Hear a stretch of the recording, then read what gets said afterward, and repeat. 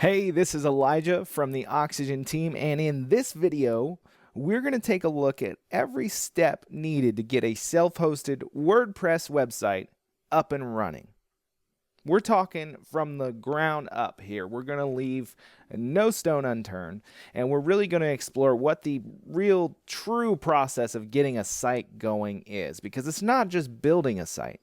There's a lot more involved. There are a lot of decisions that need to be made. Note that during the later steps, during the actual build, I'll be using Oxygen Builder, but most of the tips and advice in this video will apply whether you use Oxygen or any other site builder within WordPress. So in this section, we'll be looking at the process of getting a domain name.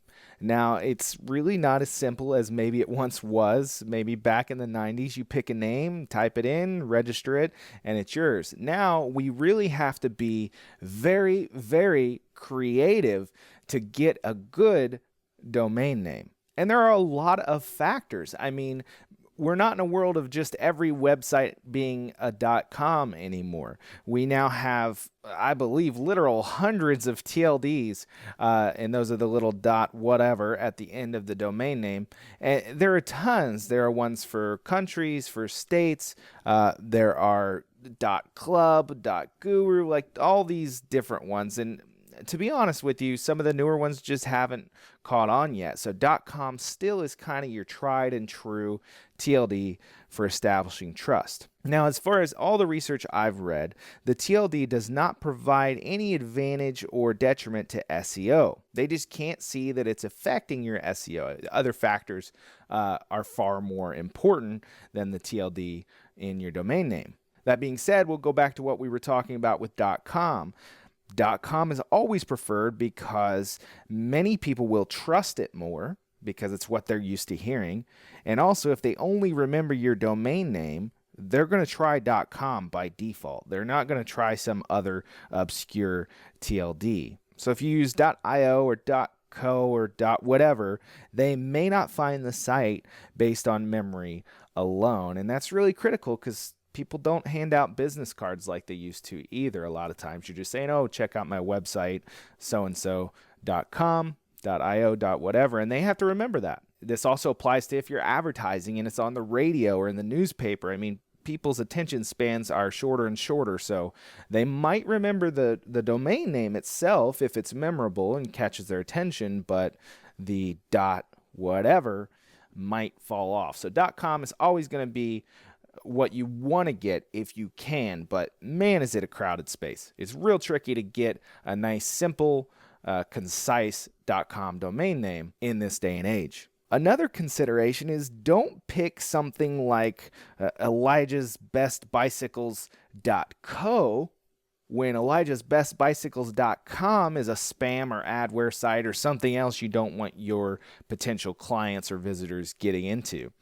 Because .co is so close to .com, it's going to happen eventually. And that applies to the other TLDs too, like .io. They don't remember it's a .io. They're going to try .com. And if the .com of your domain name is bad news bears, you don't want to lead them into that trap. So definitely be mindful of the other TLDs with your domain name and make sure you're not associating yourself with something negative. Now, when it comes to the actual domain name itself, do you need an SEO keyword in the domain name? I mean, back in the day, it was common to just pack your domain name with keywords, but the algorithms have changed, and according to the research I have read, it doesn't really matter that much anymore. And I would argue that a memorable and simple domain name is probably more valuable than a keyword-stuffed domain name in this day and age.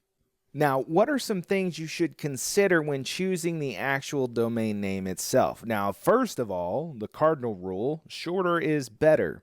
You don't want Elijah's fanciest bicycles in the earth and the universe.com because no one's ever going to remember that or spell it right. So, shorter is better. Short is a challenge because so many domain names have been registered already, but if you're creative and know how to put a slant on the idea that you want in your domain name, you can usually find one that's of a reasonable length. Now, you're probably not going to find any 2, 3, or 4 character domain names. There are some 5-character domain names that I've found just doing searches and playing around. And from there up, it's, just a matter of how creative can you be, and honestly, how in demand the concept of your domain name is. Another thing to really consider is if you're going to be verbally communicating your domain name, meaning especially over the phone, if you're going to be telling people, hey, go to my website, here's the URL, you want to make sure that they can spell it easily just from you telling them the name. Letters like F and S are commonly mistaken for each other.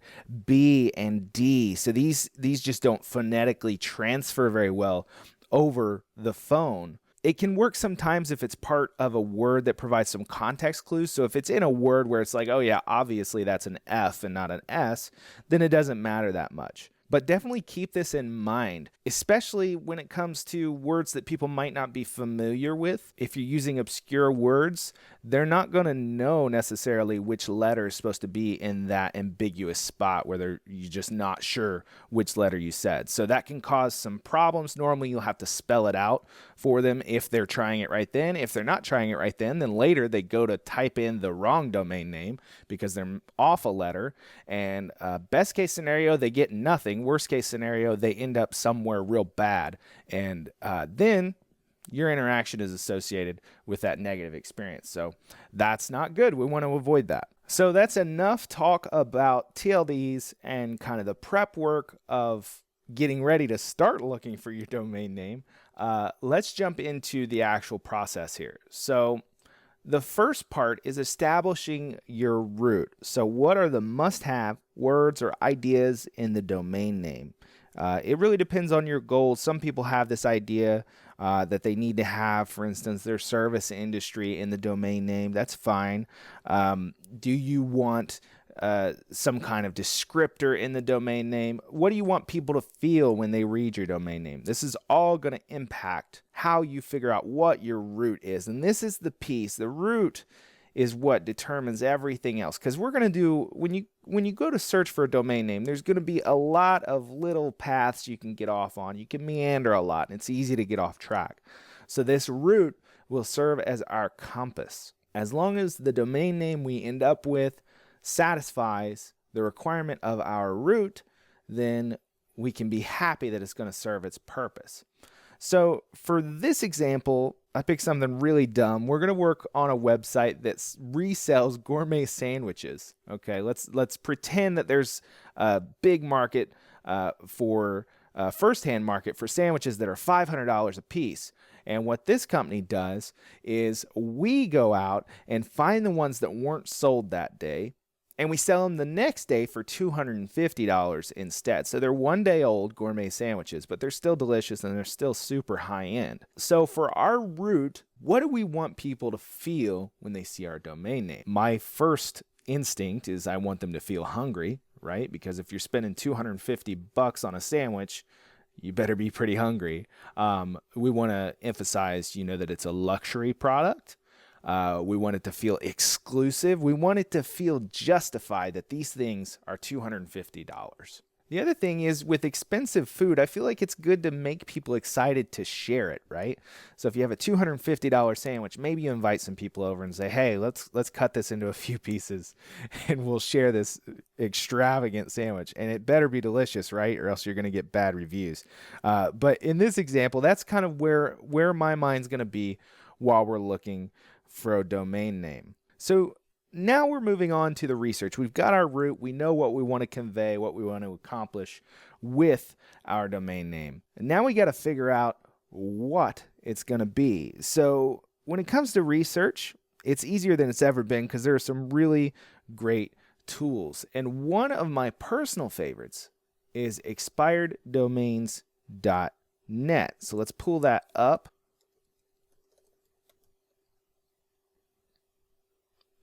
And let's go ahead. You're going to want to sign up. I already have a sign up, so I'm going to go ahead and log in. By signing up, you get a lot more ability to search for these domains. So what this place does is they aggregate domains that have recently expired. Now, I will give you full warning. it's not 100%. I've seen a lot that are still taken or unavailable or whatever. But I have every once in a while got a little golden nugget out of this. So what we can do is we can do a search for expired domains. So let's go up here to the top right and give this a shot. Let's just try gourmet sandwiches, which is way too long, right? We're going to refine that down a little bit. But look at these results, right? These are the domains that contain that string, okay? So bites, gourmet sandwiches, cool. Way too long. No one should probably use gourmet sandwiches in their domain name. But this illustrates the power of this tool. Now, the other thing you have is filtering. So you can choose what the domain starts with, what it contains, what it ends with. You can also blacklist certain terms. There's just an insane amount of filtering options here. And this really can be not only sometimes you can find just the domain name you want here, but also you can find a lot of really good inspiration because you can see things that other people have done and add your own twist to it and start doing some searches. So let's start paring this down, right? Gourmet sandwiches, luxury, exclusive. We want people to feel good about spending so much crazy money on a sandwich that's a day old.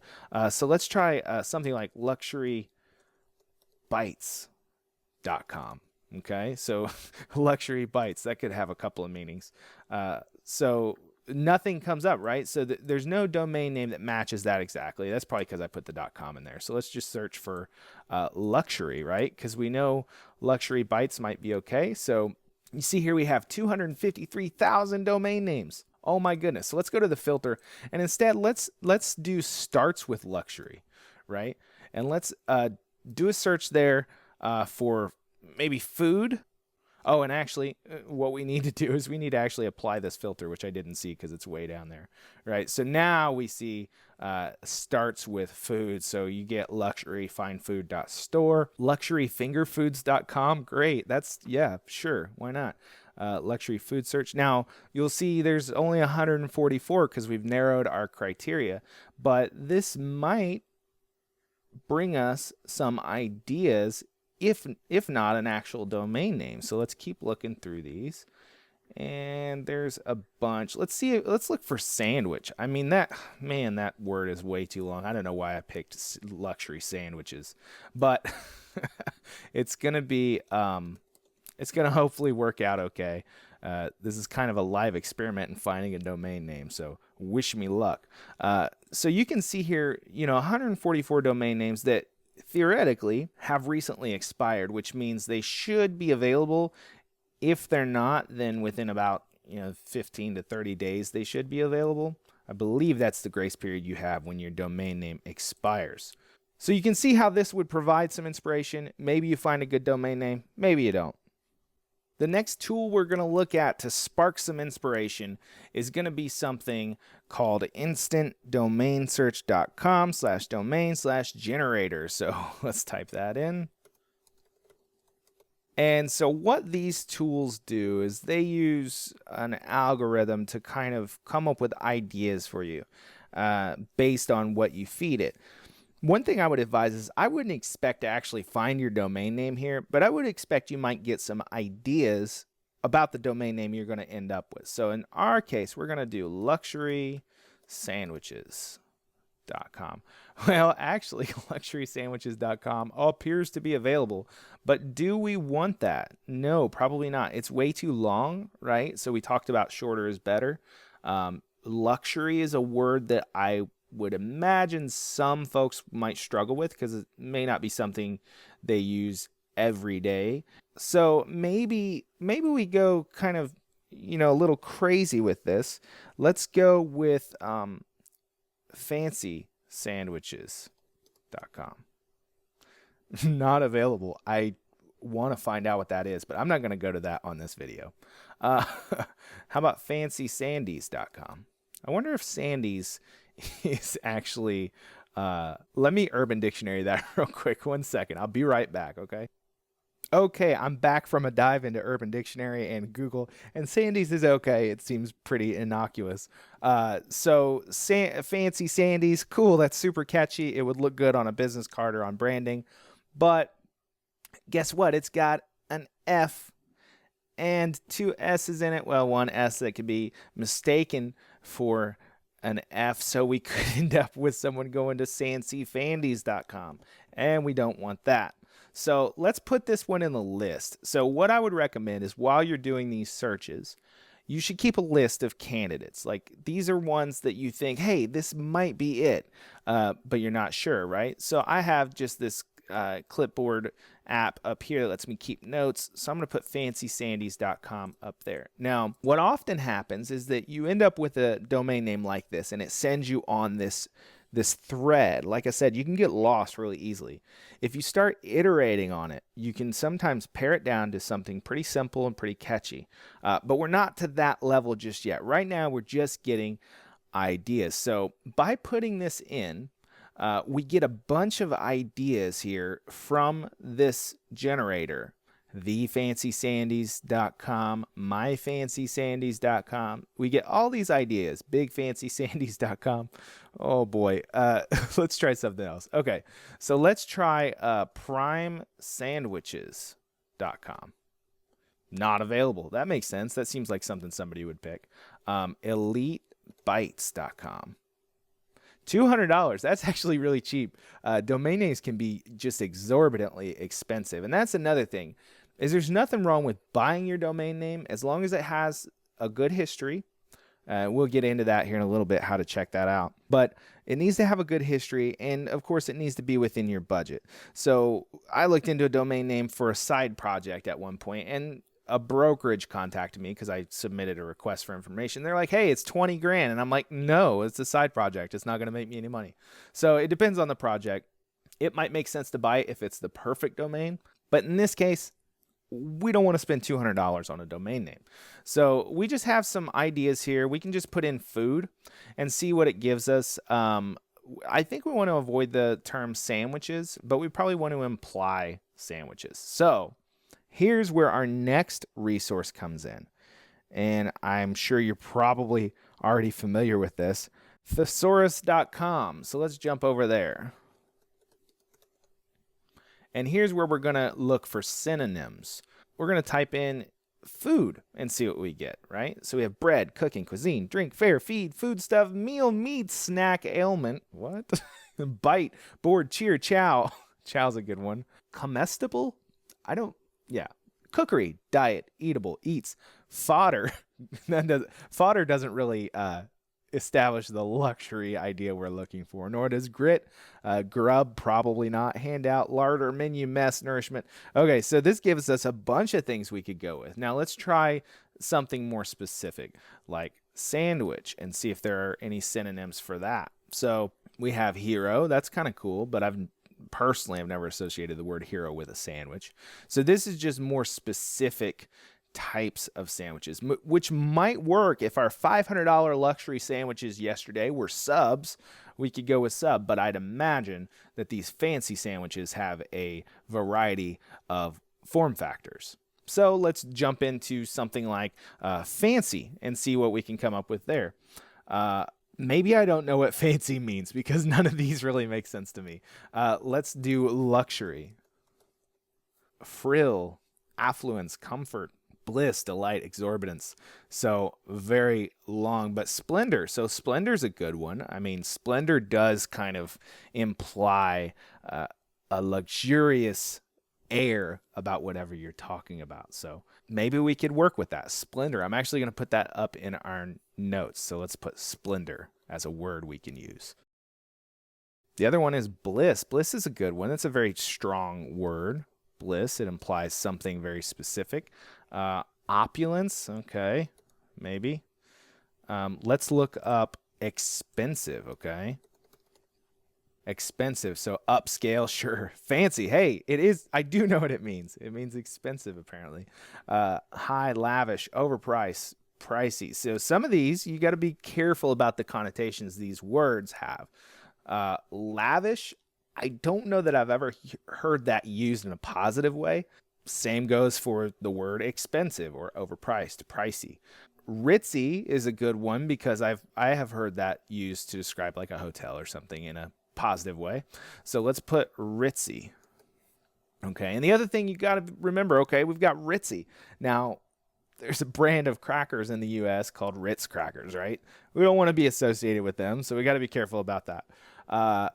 Swank, okay, posh, cool. Okay, now, again, you want to avoid negative connotations. Some of these might be seen as kind of a negative thing, and that would not serve our root, which is implying that you're spending your money well on something that will give you a great experience, a memorable experience, something you want to share with people. Now, we're on to the next step, which is methods of actually finding the exact domain name you're going to buy. So first thing I would say, as far as ideas, let's just expound on that for a minute. We have some really good tools here to get the creative juices flowing. But I would say get new ideas from anywhere you can. You can ask friends, family, neighbors, anyone you want to talk to. Just ask them, hey, if I was selling $250 sandwiches on a website, what would a good name be? But they might not understand just how hard it is to get a simple domain name. So a lot of times when I ask someone that's not familiar with domain names, hey, what should I name my site? They'll say something like, sandwich.com. Okay, thank you. But that's never going to be available, right? And if it is, it's going to cost you like $50,000 or something crazy like that. So you definitely have to filter them, but it can spark an idea because they might use a synonym for the thing you're selling that you didn't even think about. So continue getting ideas from anything you can. Bringing new ideas into your head is what sparks creativity. Hardly anything is 100% an original thought. It almost always spins off of something else you've introduced into your mind during the process. So be open to things that might tell you or that might spark some idea. Now, the final part here is we have our ideas, we have our root, we've got some concepts to kind of start iterating on. We need to actually see if the domain name we want is really available. So I use namecheap.com. And this isn't an endorsement, but their search tool is very handy because they have this beast mode button here, which lets you search a ton of domain names all at once. It loads slowly. It's very slow. I don't know exactly why, but we can search a bunch of stuff. So what we would start with is something like fancysandys.com. And you actually can leave the TLD off and just filter it by .com. But if we search this, let's just hit generate.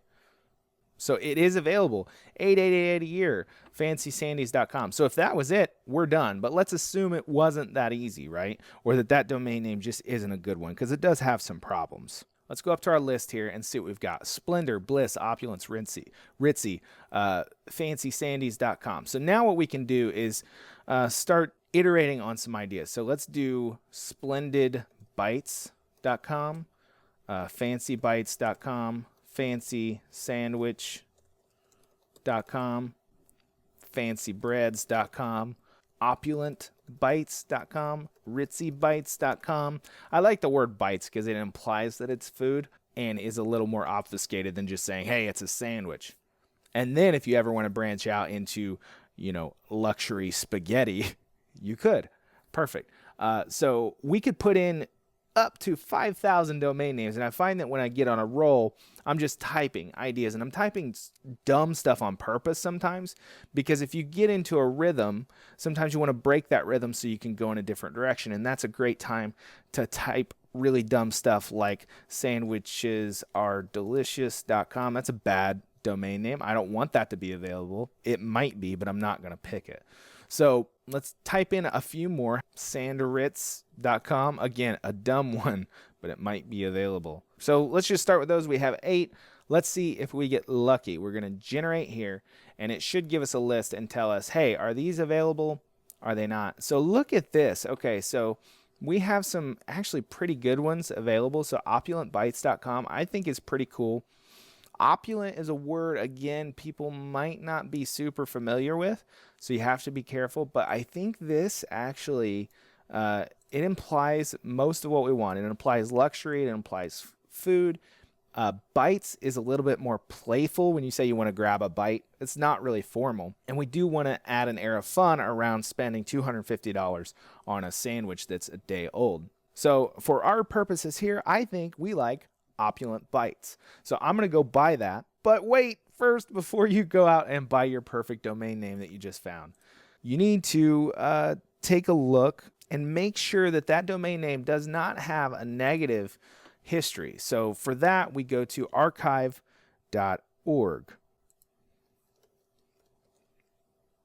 And here we can type in our domain name.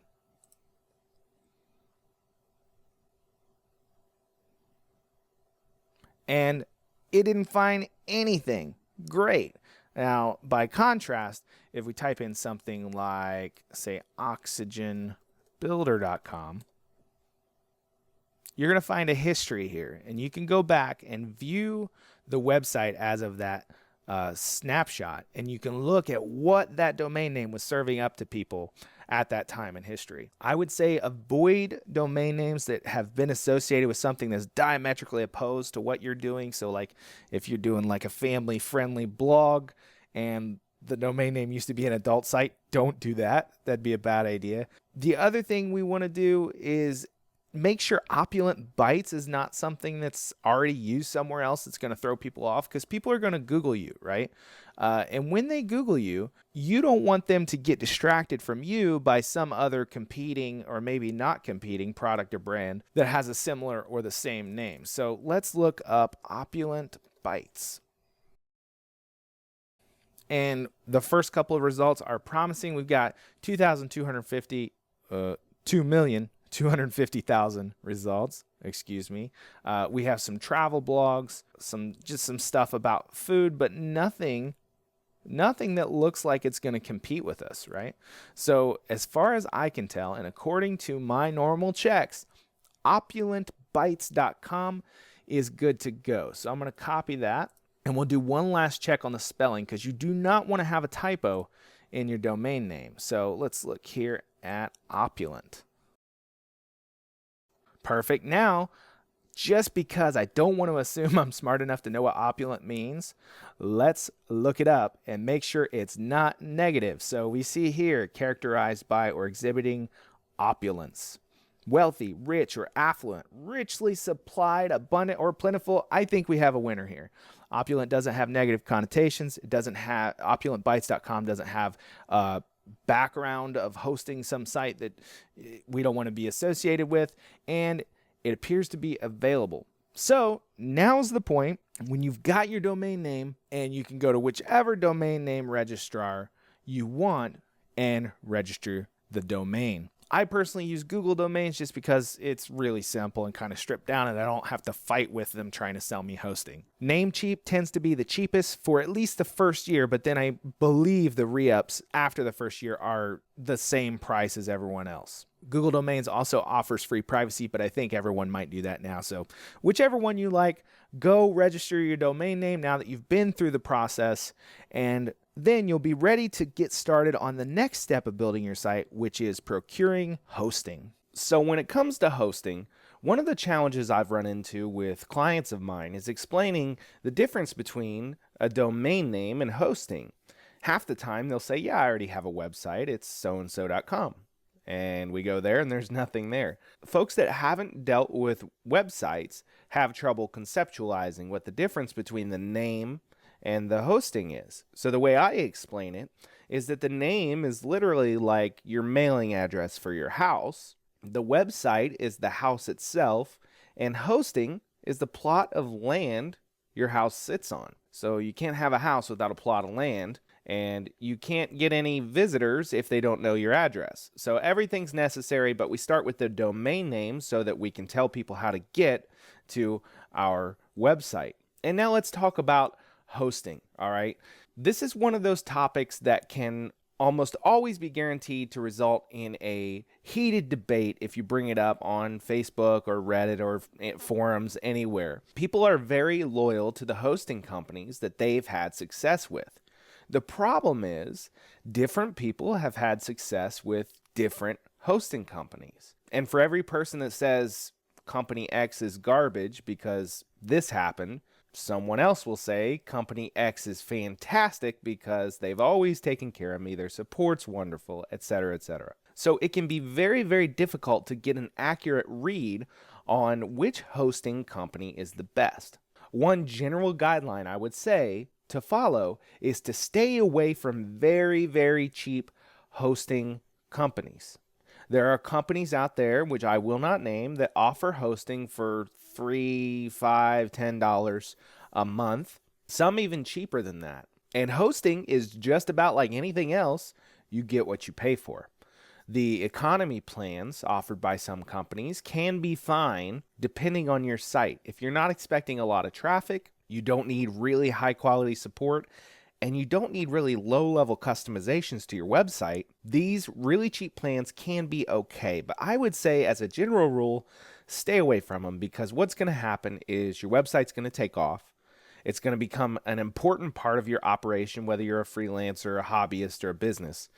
And then when there's a problem with it, it's probably going to be an issue with the hosting, because it's lower quality servers, it's shared hosting, all these things. So I would say pay a reasonable amount. I've seen anywhere between $20 to $30 for really good hosts for a single site, and that's per month. Now, choosing a hosting company is a tricky proposition for the reasons we've talked about, but one surefire way to help yourself out in the future is to choose your hosting company based on support. If you are not a sysadmin or don't know the nitty-gritty details of maintaining and administering a web server, support is so critical.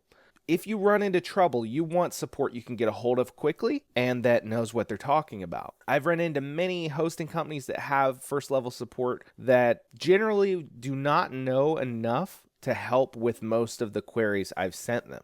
So you want to avoid that. One of the best ways to find out about support is to ask specifically about support on community forums where folks have had experience with different hosting companies. Again, you're going to get biased feedback from people that have had success with company A and no success with company B, etc., and it's going to conflict with each other. But generally, a winner will come out if after you get quite a few responses, and you'll be able to gauge kind of which company this group of individuals generally regards as having the best support. So once you know which company has the best support, the type of hosting that I would look for is called managed WordPress hosting.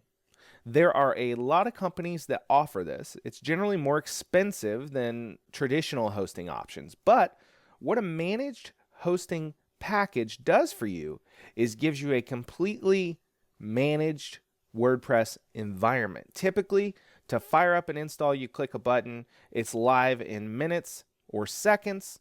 You log in, do your thing on WordPress, and you're done. You don't have to do any of the back-end stuff. You don't have to install WordPress. And a lot of them come with some plug-in bundles and things that you might find useful. Additionally, with managed hosting, your support representatives are going to be much more hands-on because it's managed by them. If you get an unmanaged VPS or something like that through a hosting company, they're going to expect you to really know what you're doing, and they're going to be a lot more hands-off. But with managed hosting, you can bring them most problems, and they'll generally help you out with it. Some of them might draw the line at plugin conflicts and things that are WordPress specific that really you should be handling, but as a general rule, they'll point you in the right direction at the very least. So we've got a hosting company with great support, managed WordPress hosting packages. And now let's look at price, right? We talked about price already, but really what you need to look at is how much is it worth for your endeavor, whether it's a freelance side hustle, a hobby, or a business. How much is it worth to have online representation for that thing? Because as we all know, the first thing people do when they hear about something new is they go to Google and look it up. And if you're a local business, you're probably going to show up in the listing even if you haven't worked on SEO a whole lot, because Google prioritizes local results.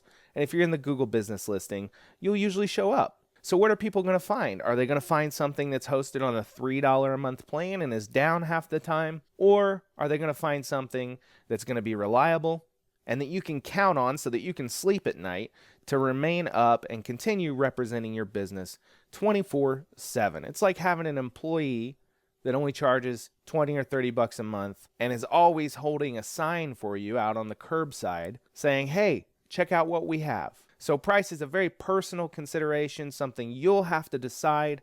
But like I said before, generally really good managed WordPress hosting that's not going to break the bank is going to be in that $20 to $30 range. So all that being said, for this video, I'm going to be using Liquid Web's managed WordPress hosting. So with all those things considered, it's now time to choose a hosting company. Personally, I've had great experience with WP Engine and Liquid Web in different capacities. So for this video, we're going to use Liquid Web's managed WordPress hosting product. So let's jump over there and take a look at what the process of setting up a managed WordPress site on Liquid Web looks like. So we'll go over to managed WordPress hosting. And here are their different plans. We're going to go with a one-site plan that's $19 a month. And we'll click Get Started. Now, it's asking for our domain name. As you remember from the domain name portion of this video, we want opulentbytes.com. And I've already registered it at Google Domains. And we can also choose a data center location. This is really cool because if you know most of your traffic is going to be in a certain area, then you can choose something that's closer to that area. And then I'll call the plan Opulent Bytes. And let's hit next. Now I'm going to have to set up an account, so I'm going to skip this portion really quickly, but basically they just need first name, last name, email, and password, and then check a box to say you've read the terms and conditions. So the account's all set up, and I've gone to Services, Plans, and here we have our Opulent Bytes plan that we've set up. Now we also have our opulentbytes.com domain. Now, even though we put that domain name in when we set this account up, that doesn't actually point the domain to the hosting account. That needs to be done with something called Nameservers. Most managed WordPress hosting companies will have a dashboard like this with very similar steps, so you should be able to follow along no matter who you chose for your hosting package. But in this case, I'm going to go to DNS, DNS Zones, click the menu over here and click View on this Opulent Bytes entry. So these are all my DNS zones, which we're not going to dig into really deep, but what we need is the NS records. So these are our name servers. These are what we're going to use to tell our domain to send people to our hosting package when they visit opulentbytes.com. So we need ns1.nexus.net. So I'm just going to copy that. And we're also going to need ns2, but we can remember to just increment the 1 to a 2 for our second name server. Now let's jump over to Google Domains where we registered at opulentbytes.com, and we're going to click Manage, and then on the left-hand side we need to go to DNS, and here's where we tell it to use custom name servers. So we'll paste in that first name server we got, and then we're going to add the second one as well. Change that to a 2, and we will save that. And that's pretty much it. Now if we go to opulentbytes.com, you will see we have a blank WordPress site with the default theme. It's ready to go. Now, this all assumes that you chose managed WordPress hosting. If you didn't, then what you'll need to do is you'll need to go to Google and look up how to install WordPress. This is after you've got your hosting set up and you have FTP access to your hosting account. You'll want to go to the official WordPress.org support article right here, how to install WordPress. It is a relatively simple process, and this article will walk you through all the steps needed to set up WordPress manually. In all honesty, not having to set up WordPress for an experienced WordPress developer probably saves them maybe 5 minutes. If it's your first time, it'll take a little bit longer than that just because you have to get familiar with your hosting dashboard and how to access certain areas and set up FTP accounts and all of that fun stuff. But if you did go ahead and go with managed WordPress hosting at this point, you're ready to go. Now that we've got our hosting package set up and our domain name is pointing at it, we're going to take a look at actually setting up your WordPress site. So when it comes to setting up a WordPress site, we've already pretty much taken all the big steps that you need to get your baseline. You have a theme. If you wanted to just start blogging, you could, as long as you're okay with everything looking like a default WordPress site. But naturally, we want to get in and customize. Now, I am going to make a recommendation that before you do any customization, that you get SSL set up on your site. This process is going to vary a little bit depending on the host you chose, so I would recommend contacting your host, seeing if they provide a free SSL certificate or if you need to purchase one, and then have them help you apply it to your site. For this video, we're not going to dig into that because SSL is kind of its own deep topic, and as a general rule, your host should be able to help you out, especially if you went with a managed WordPress host. Now, to start customizing your site, you're going to need to go back to your managed WordPress hosting dashboard and find the area that lets you log in. Usually they'll provide some kind of a default username and password, which you'll want to change later. But in this case, we're going to click this menu, go to Plan Dashboard. Then we're going to go to Site Dashboard.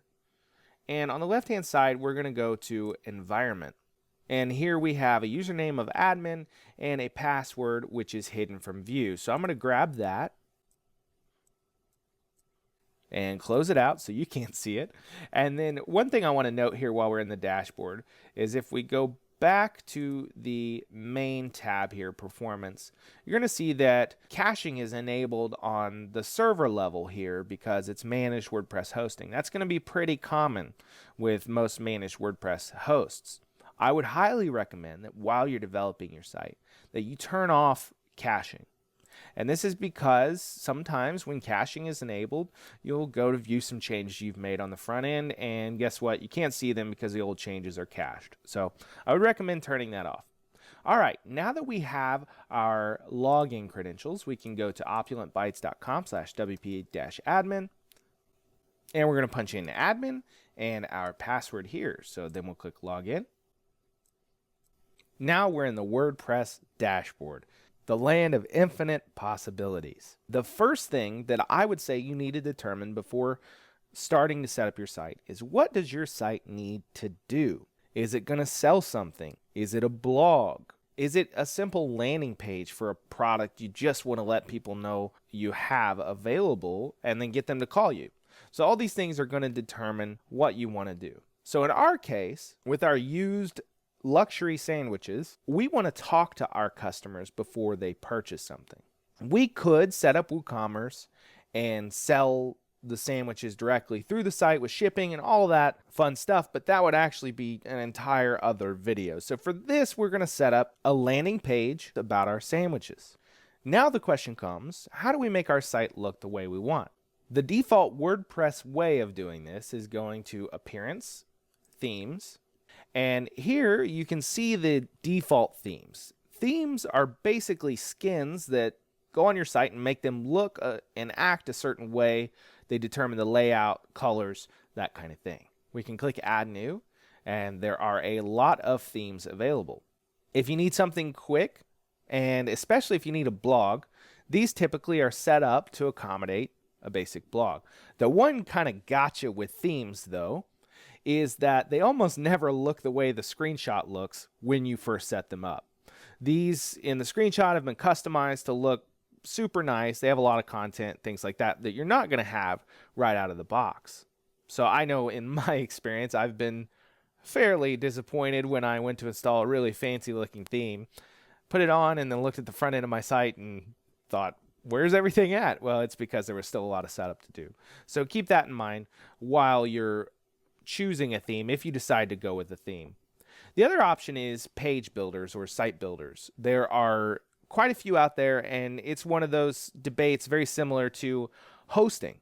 Which one's the best? Well, it depends on who you ask, and they all have their strong points and their shortcomings. For this video, I'm going to use the one we make, which is called Oxygen, because it's going to be the quickest way for me to get a site up and running and live and ready for visitors without having to deal with themes and a bunch of extra plugins. So that brings us to plugins. Now, what's the difference between a theme and a plugin? So a theme ideally should determine how your site looks, and then a plugin should make your site do something. Plugins might be event calendars, they might be WooCommerce that let you sell things through the site.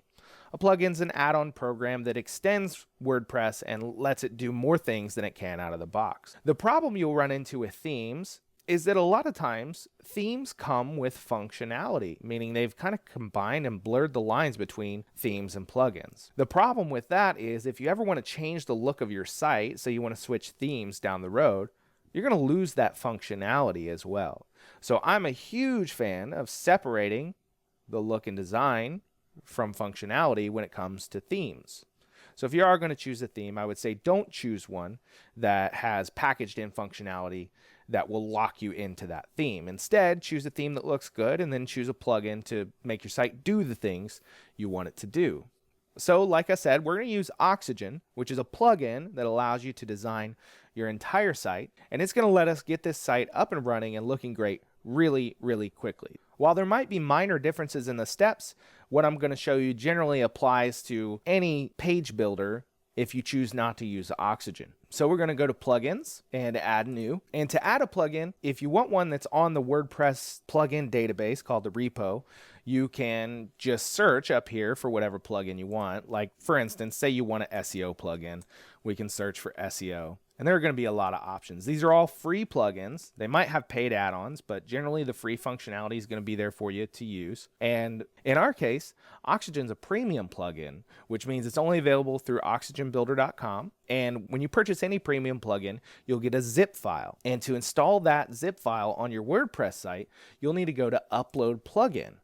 Then you'll click Choose File and navigate to the folder where you downloaded the zip file. And here I'm choosing Oxygen. And I've uploaded the zip file. Now I'm going to click Install Now and activate plugin. Great, Oxygen's live and active.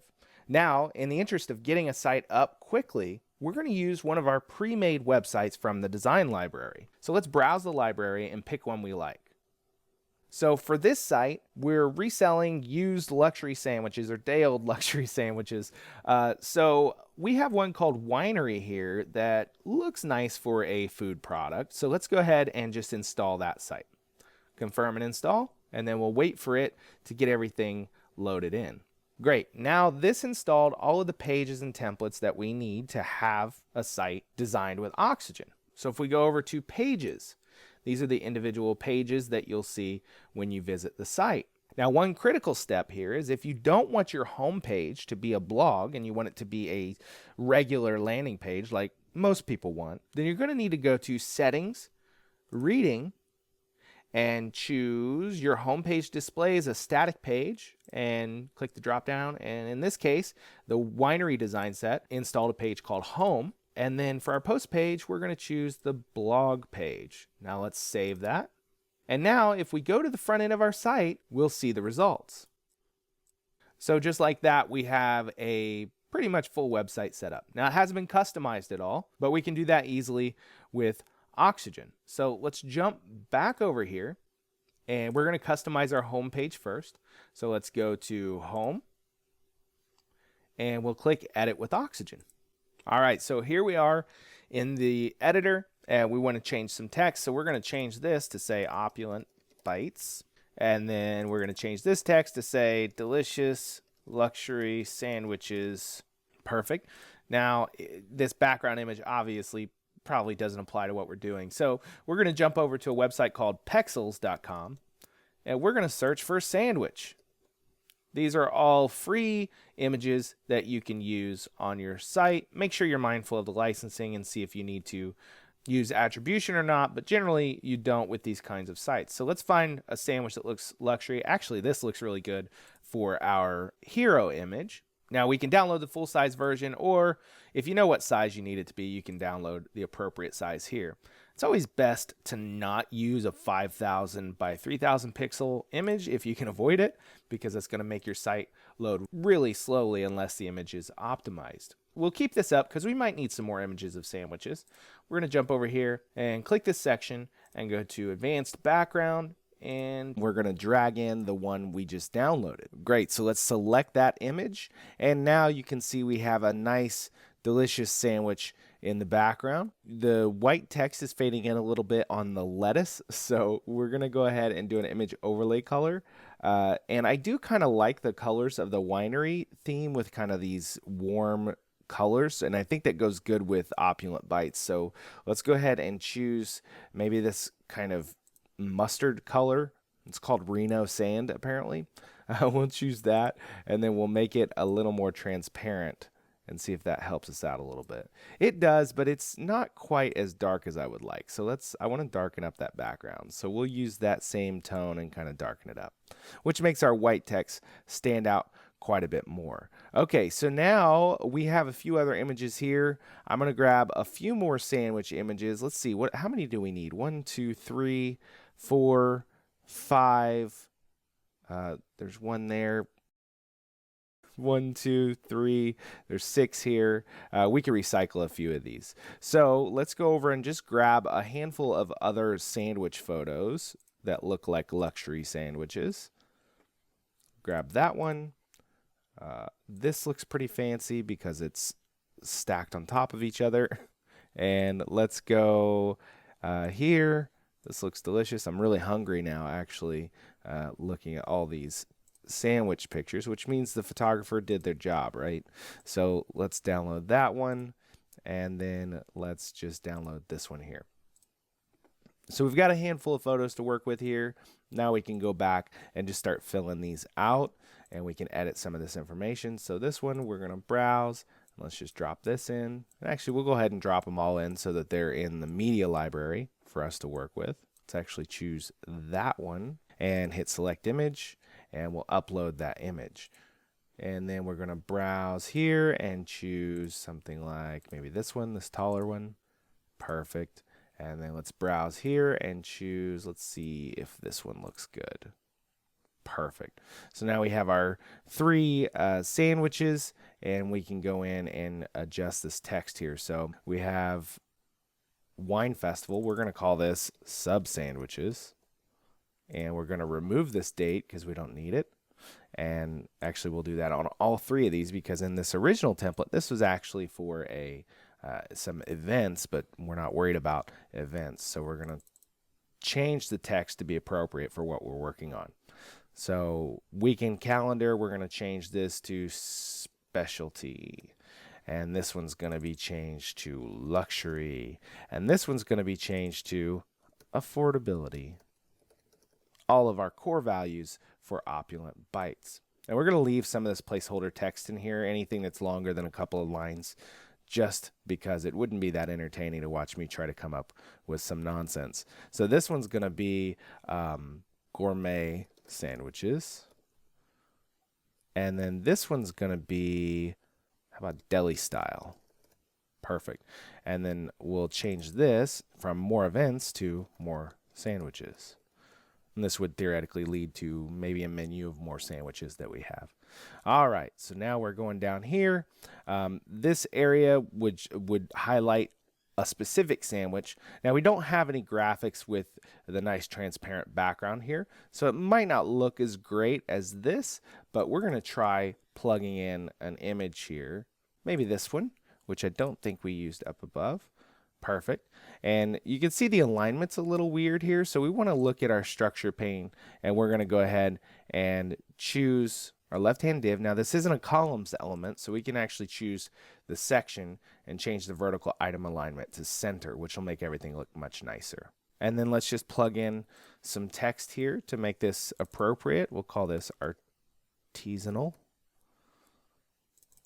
and we'll call this the super fresh. Why not? And then year, well, hopefully it's this year, right? We don't want to serve year-old sandwiches. Day-old sandwiches is fine. And the price is going to be $250 because this sandwich is super good. And then go to more sandwiches again. And this is something that I do want to call out, is this call to action here that's repeated here and here. This website has a primary focus on getting people to look at our sandwiches. So by having that more sandwiches link in both locations, you're increasing the chances that someone's going to click it. All right, let's go ahead and save, and then let's jump down to the next section and see what we need to do here. So this is another little area. I don't think we need this necessarily. Let's get rid of this. So we'll delete that.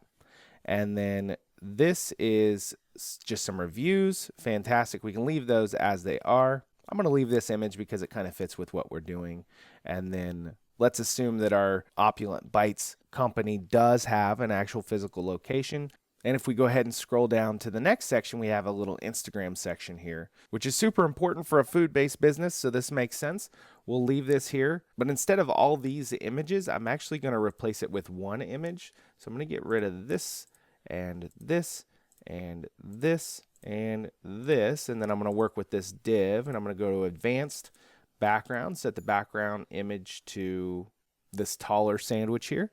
So we'll select that, and then we want to change the background size to cover, and then we're going to change the height of the div under advanced size and spacing to something like maybe 400 pixels. Let's try 500. How about 600? Sometimes typos work out.